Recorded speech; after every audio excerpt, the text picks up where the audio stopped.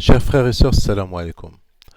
Aujourd'hui, je veux m'attaquer à un sujet très important. Il s'agit de la prière du vendredi.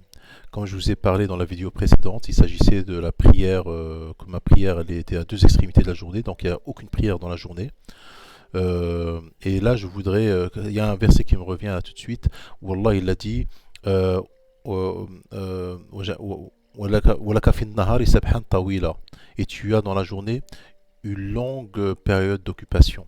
C'est-à-dire que tu pries pas dans la journée. Il faut voir du début du verset quand Allah il dit. Et là, donc, je voulais vous parler de Salat al-Jumu'ah qui n'existe pas dans le Coran. C'est une prière qui a été inventée par des califes pour régner et pour faire leur propagande et s'occuper. Et en fait, c'était pour pouvoir transmettre leurs ordres, leurs idées politiques. C'était une tribune politique en fait. Le vendredi, ils ont utilisé la religion, ça s'appelle shirk tout simplement. Voilà, c'est du shirk pur et simple. À chaque fois que vous allez, mes frères, à la mosquée, le vendredi pour faire la prière, vous le faites, vous vous prosternez pas devant Allah, vous vous prosternez devant les gourous, ces gourous qui ont précédé, qui ont laissé qui ont déformé cette religion. Et donc la prière du vendredi est une prière païenne, est une prière païenne, n'existe pas dans le Coran. C'est pas une prière d'Allah. Elle n'a rien à voir dans la religion d'Allah. Donc voilà, donc on va aller dans comme disent maintenant les sunnites, oui, mais il y a un verset qui parle de Salat al-Jumu'ah. Ouais, le verset là, on m'a souvent rappelé et je vous assure qu'il ne parle pas de la prière du vendredi, il parle d'autre chose. Ya ayyuhalladhina amanu idha nudiya lis-salati min yawmil jumu'ah fas'au ila dhikri wa dharul bay'. Allah dit, ô vous qui avez cru, quand on appelle à la salat du jour du vendredi, accourir à l'invocation d'Allah et laissez tout négoce. Donc là, ils ont dit à la salat du jour du vendredi. Donc c'est pas ça. Ça a été mal traduit. Même en arabe, le Jumu'ah n'existe pas.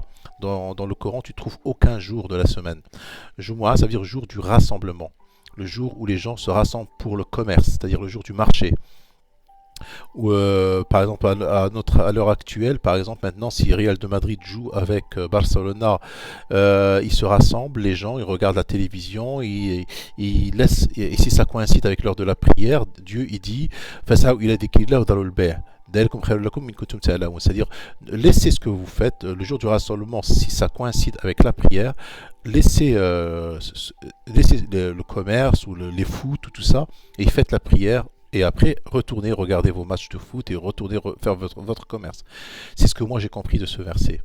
فإذا قضيت الصلاة فانتشروا في الأرض وابتغوا من فضل الله واذكروا الله كثيرا لعلكم تفلحون. Et quand la salat est achevée, dispersez-vous sur terre et recherchez quelques effets de la grâce d'Allah et invoquez beaucoup Allah afin que vous réussissiez. Alors après par la suite, c'est là où ça devient intéressant. C'est-à-dire, le prophète il faisait la prière avec eux. Quand ils entrevoient quelques commerces ou quelques divertissements, ils s'y dispersent et te laissent debout. Le prophète il faisait la prière, il faisait la lecture du Coran pendant la prière du Fajr par exemple, parce que le commerce le matin, les Mécois, ils préparaient leur commerce à l'aube, parce que le commerce, dès le lever du soleil, le souk était plein. Ils dispersaient les gens avant que le soleil arrive au zénith, parce qu'il fait trop chaud. Pardon. Alors ils se dispersaient. Alors là, ça coïncidait avec le Fajr. Et la preuve que le Salat al-Fajr est une salat qui dure 72 minutes, comme je vous ai dit dans la vidéo précédente, c'est-à-dire ils se dispersaient, ils partaient un après l'autre au commerce, et le prophète est resté tout seul debout à continuer la prière jusqu'au lever du soleil.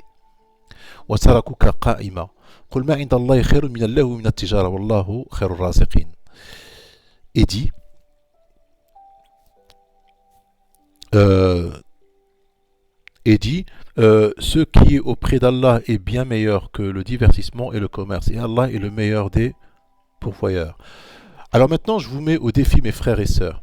Le Coran ne parle pas, en aucun moment, le Coran parle des jours de la semaine. Il ne parle ni de lundi, ni de mardi, ni de mercredi, ni jeudi, vendredi, samedi, dimanche.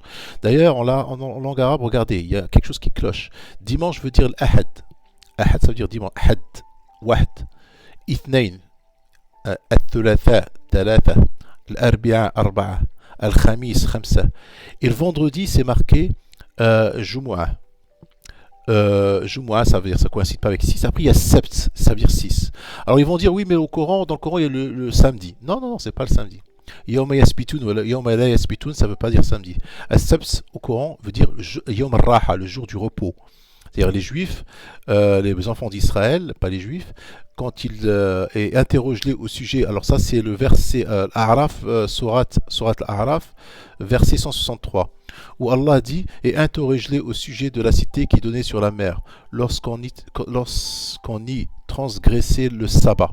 Alors là, le sabbat, il ne dit pas le sept, le samedi, c'est le sabbat. Alors le sabbat, c'est le jour du repos. Après, il y a un autre verset qui est Surat Furqan, verset 47. Et c'est lui qui vous fit de la nuit un vêtement, du sommeil un repos, et qui fit du jour un retour à la vie actif. Alors, qui fit de la nuit un vêtement. Ou min al-layli subata, pour ceux qui comprennent l'arabe. Subata. Subata, ça veut dire repos. Ça veut dire repos.